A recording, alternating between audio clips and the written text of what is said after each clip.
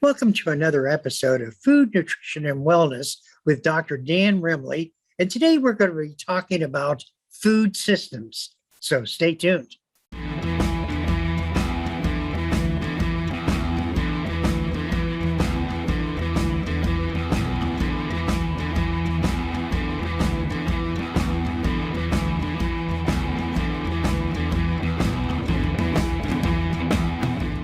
Welcome back to another episode of Food, Nutrition, and Wellness with Dr. Dan Remley. Dr. Dan Remley is an associate professor with the Ohio State University Extension Program in the Food, Nutrition, and Wellness program. Dan, I really appreciate being a part of your program. Well, thanks for having me on. And I know that as we continue with getting better, overcoming some of the difficulties with the COVID-19, I know that your information really brings a lot of good information that we should be thinking about and perhaps using as a guidepost to getting better. So what do we have today? Yeah, so I'm going to talk about community food systems and ways that we can address our local food systems so that they're healthier, so we can get healthier, have access to healthy food, so that healthier food can be more affordable for people, and those types of things. I'm assuming you're not talking about one food group. You're talking about many food groups. Yeah, it's just the food system as a whole. We'll talk about what encompasses a food system. So basically, it's how food is produced, and how it's distributed, how it's sold, how people access the food in the communities, and then trying to change those things so that the foods can be healthier and more accessible for people. I do want to talk a little bit about food insecurity because we talk about food systems. Food systems are, there are problems in our food systems. And one of the problems is that not all people have access to food. And so there's issues of inequity in our food system. And so we're talking about food insecurity. It means that people don't have enough food, or people don't have a very high quality diet, or they're not able to access food, especially in socially acceptable ways. And so, for example, some people might not have access to food but they do have access to a food pantry, but they're ashamed to use the food pantry. So that needs to be thought about. For some people, it's acceptable to dumpster dive. For some people, it's acceptable to eat roadkill. Okay, these might be extreme examples, but there is lots of food out there. But we have to think about social acceptability when it comes to food as well. On the flip side of it is food security, and this is access by all people at all times to get enough food. So we talk about food systems. We have wonderful food systems in this country where you have an abundant food supply. We have, you go to the grocery store and you see all kinds of different foods. So we have a variety, we have abundance, but we have problems with equity in this country. And so some groups of people don't have the same access as others, and food's not as available, it's not as affordable for many people in this country. There's different levels of food security. So, some people don't have any problems. Other people just report sometimes during the last month or so, they worried, they had anxiety about not having enough money to buy food, but they didn't really have any change in terms of the variety, the amount, the quality of the foods that they ate. And then some people do experience low food security, and this is where they had some disruptions in their dietary quality. So maybe they didn't have any fruits in their diets or at home, or maybe they didn't have milk or dairy products, and so their diet quality was affected. But in all, they had enough food for them to meet their needs. And then at the very extreme end, it's very low food insecurity. And this is where there's multiple reported indications of disrupted eating patterns. And so this is where people might go hungry because there just isn't any food at all in their household. When we talk about food systems too, we also have to think about the problem of healthy food access. And so it's not just not having enough food, it's also not having access to high quality foods, dairy products, fruits and vegetables, whole grains, those types of things. And interestingly enough, people that are food insecure also have problems like diabetes. And so they also, and that's because people that are food insecure might not eat enough fruits and vegetables. And so their dietary quality is not as high as it should be.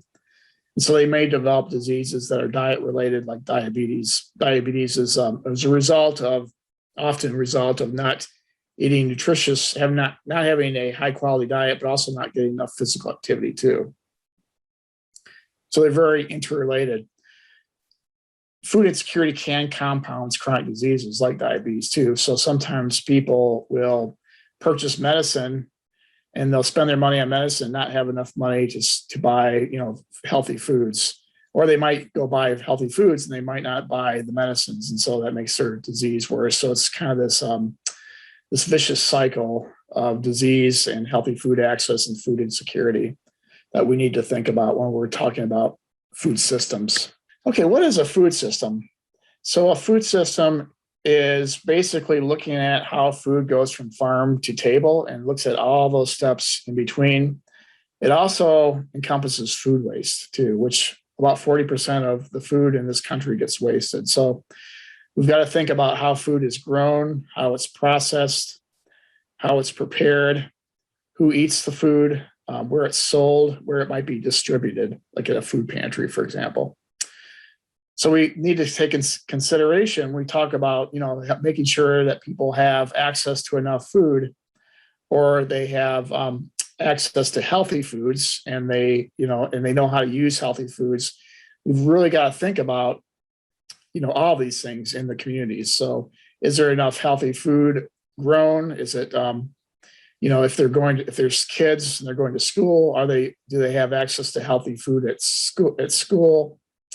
Where is healthy food sold? A lot of people live in communities where there really isn't a big grocery store, so they're stuck with like the dollar stores.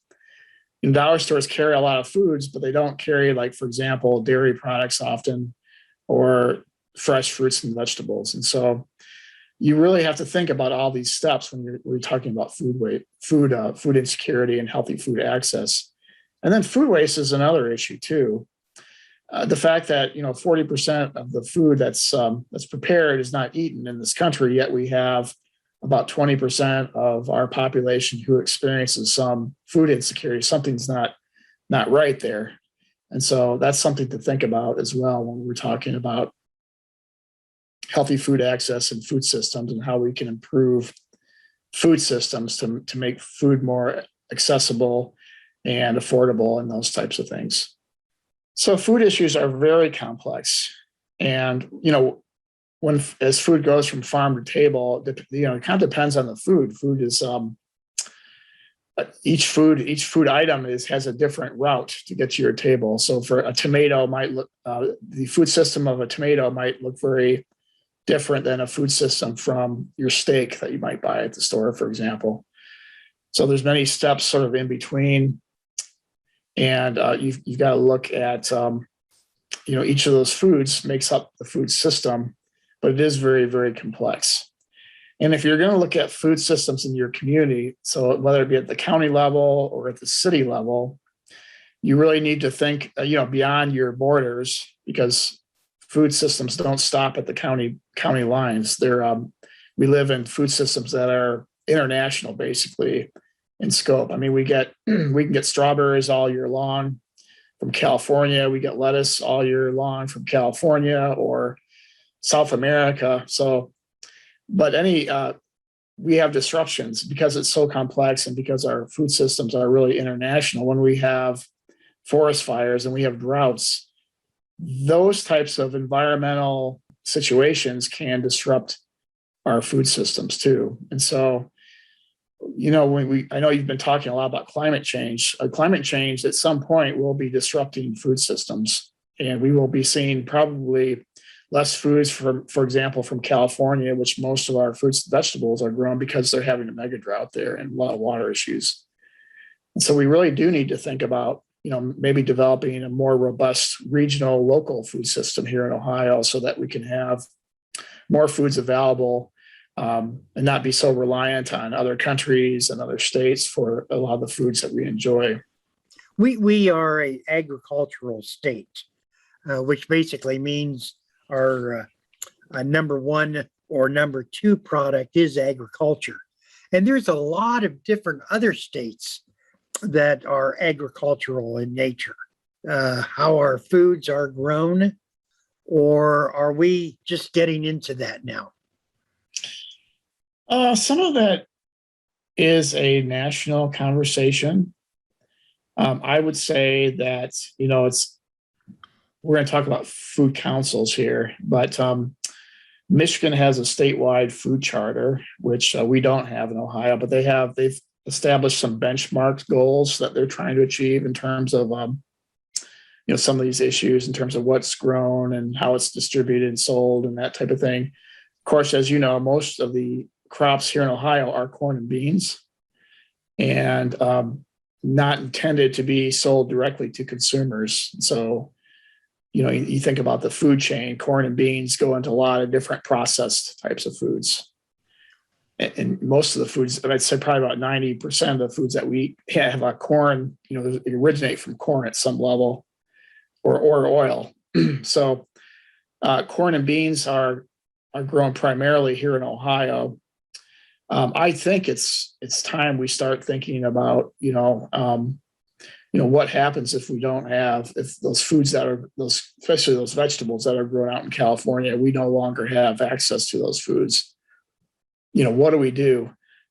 We do get a lot of our fruits and vegetables too, that from Mexico and Central American countries too. But again, I think with climate change, it's a good time to start thinking about, disruptions in those chains. And I think there's going to become a time when we're going to be more reliant on more of a local food system. Here in Ohio, I think we're going to be okay in terms of floods and droughts, hopefully, but you never know too. So I think there needs to be more of a national conversation. Now, I've been working with food councils that are more local, like at the county level. Some are at the city level.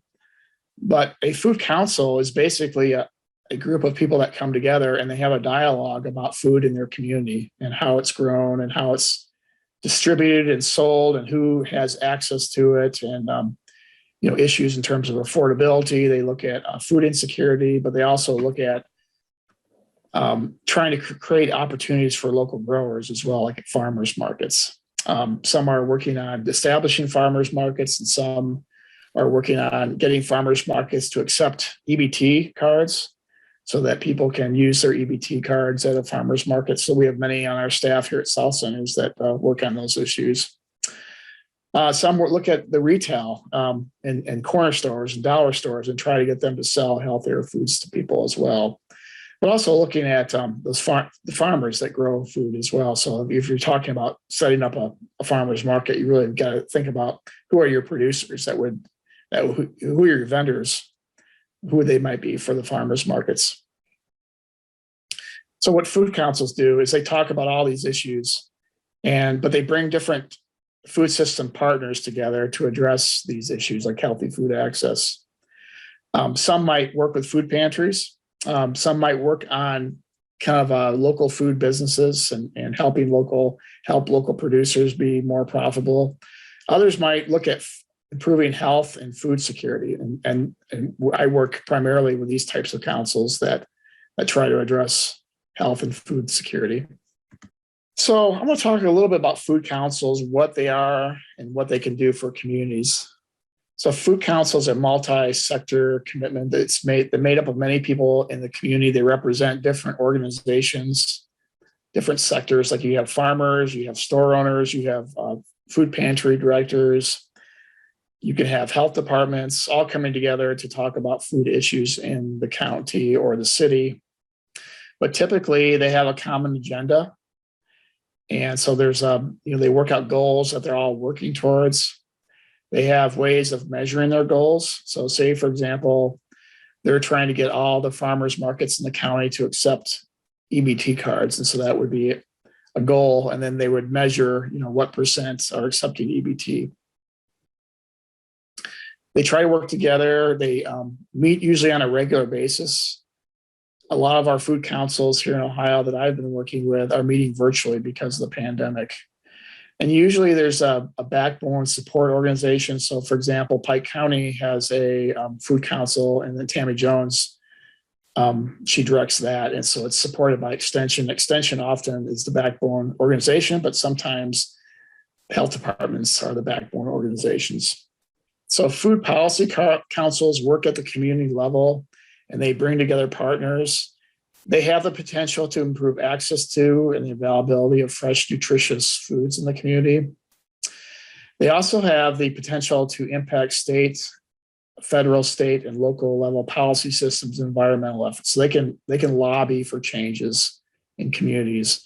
So for example, maybe they want to change something that relates to school lunches or EBT, something like that.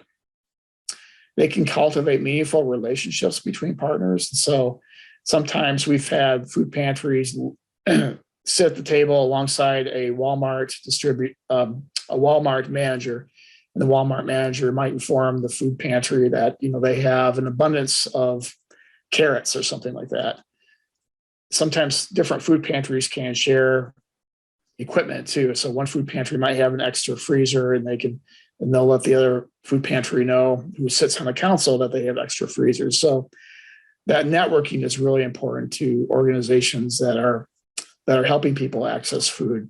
It's the food councils are also a forum for talking about issues in the community that relate to food. So maybe food insecurity is a problem, or maybe it's a problem, but it's not really talked about very much. And so these food policy councils can be a forum for talking about issues.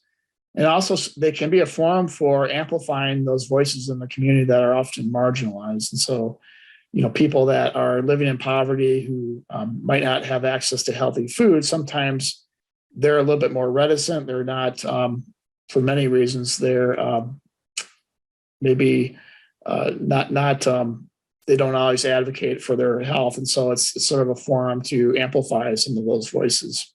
That because we live in a free society, that when the communities get together, they can recommend, they can educate, but they can't tell farmers, they can't tell what needs to be planted. Is that correct? Yeah, I think, but sometimes if you can, for example, with Farm to School program that we, and we work with Farm to School here with the OSU Extension, sometimes bringing schools, for example, together and helping them talk to local producers. There might be some opportunities for the producers to learn about maybe what schools could use or what they need. And then you can establish those farm to school types of relationships. So that maybe the school needs apples, and so they could talk to some local growers, and those food councils serve as a place to make those connections between, say, an institution and a farm.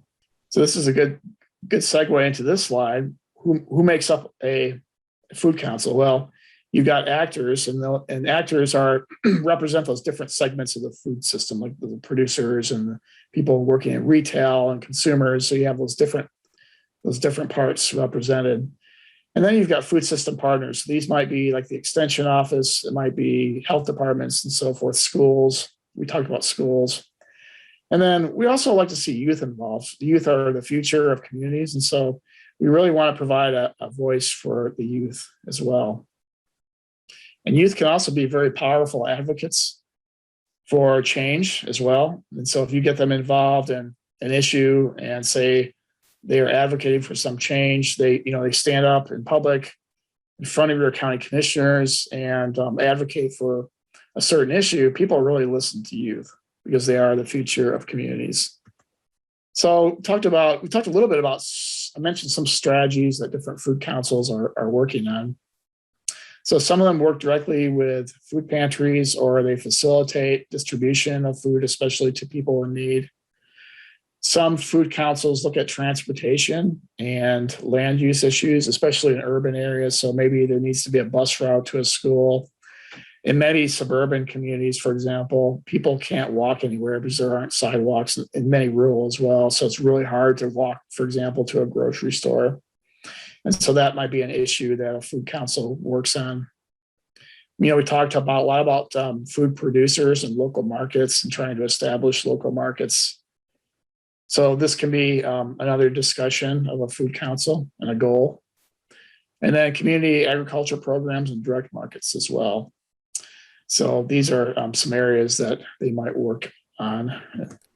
Well, I find the food councils to be very interesting. I also feel that Ohio State University extension programs have been very active in forming or being a part of the educational process, Right. or just being a go-between between some of the clients that we serve and the food councils themselves. Yeah, and I think extension is, in many communities, they're the prime organizers, bringing different partners to the table to talk about issues and work on goals. Now, sometimes the extension educator will be directly running the council, and other times they serve as more of a community coach, and that's what I do. So community coach doesn't really lead the council, but they kind of help the council think about different issues, might help the council get organized. There's an assessment tool that we use to assess each food council, and based on the assessment, it gives them an idea of where to start, or things they could work on in terms of goals.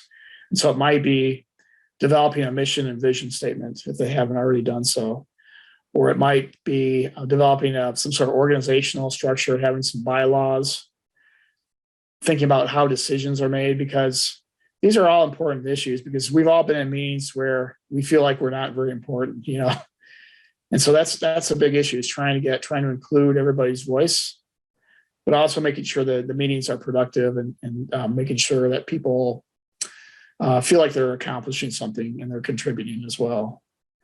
And so there's always that, I think that tension between what's produced in a meeting and then making sure that everybody's voice is heard. Sometimes you get in meetings, you feel like all that gets accomplished is talk, and no action. So the talk's important, but so is the action. So a coach might make sure that they're thinking about that right balance between product and process. What are some of the latest hot topics in some of the councils that you've been involved with? Well, I think food insecurity during the pandemic has been a pretty relevant topic for most of the councils. A lot of people are on unemployment benefits, but they're running out. And government in some situations has pulled these unemployment benefits. So there's like a transition back to work if they can find childcare. So there's a lot of people that are struggling right now in the economy. Certain sectors of the economy have been hit, as you know, harder than others in terms of the pandemic. And so I'm thinking about, and especially like Miami County has a food council, and they've been very instrumental in working with the food bank to set up these mobile distribution sites for people. And they work together and get volunteers and coordinate that. So I would say, the distribution of food is still very relevant, especially during the pandemic. Because of the increase in inflation and whether it's a short term or a long term, food is becoming a little bit scarcer than it once was. Yeah, you're right. Consequently, it's going to be costing more. Yeah, inflation is creeping in, and it's becoming a bigger issue for people. Huh. And I don't know if you've been to the grocery store, but I've noticed my grocery bill going up a little bit. Seems like every time I go. Oh, I definitely agree. I think that certain kinds of foods, it's not just because food is more easy to raise prices. It's the fact that for about a year, production of certain kinds of foods have gone way, way down. And as a result, you just can't turn that spigot back on. Mm-hmm. Am I correct, Dan? Yeah, I'm thinking about what types of foods are you referring to in terms of? yeah, some of the meats, Yeah. some of the sauces, different noodles, different pasta. Hmm. I've seen a variety of different items, as well as frozen processed foods. There are Right. certain ones that have gone down. Hmm. So, I guess it depends upon the taste that people enjoy, and specifically on foods. But we have noticed an increase as well as a decrease in the quantity. Yeah, I think it might depend on where you live too. I do think like in certain areas you might be seeing some of those issues. Not as much in others, probably at this point. To sum up, what would you like to tell the viewing audience? Yeah, I think if you are a person who's like to see, like just as what you just shared with me, if you're seeing some issues in your community where you feel like prices are going up, or you're having a hard time getting certain foods, or I'm thinking some communities here in Ohio where it's really hard to get to a store. These are issues that it's maybe there's a food council in your community, and you can actually, as a citizen, you can go and attend one of the meetings and express some of your concerns. This is kind of what these food councils are for having a forum and having a discussion about food. So yeah, keep that in mind. And there is a network, it's Ohio Food Policy Network, and if you can Google that, it's OFPN. You can see they have a map. You can see where you live and whether or not there's an established food council there. And you can also call your extension office too. A lot of times, extension will know about a food council that might exist. And sometimes there's health coalitions too that kind of they're very similar to food councils, although they might work on issues beyond food. But they're working on community level types. One last thing I wanted to mention too, we have a lot of resources here that can help food councils get started in your community, or it can enhance food councils as well. And so I can help with that if any of you out there want some more information on food councils. All right, thank you. Again, we're talking with Dr. Dan Remley. Dr. Dan Remley is an associate professor with the Ohio State University, involved with the Food, Nutrition, and Wellness program. Dan, thank you. Thank you, Patrick.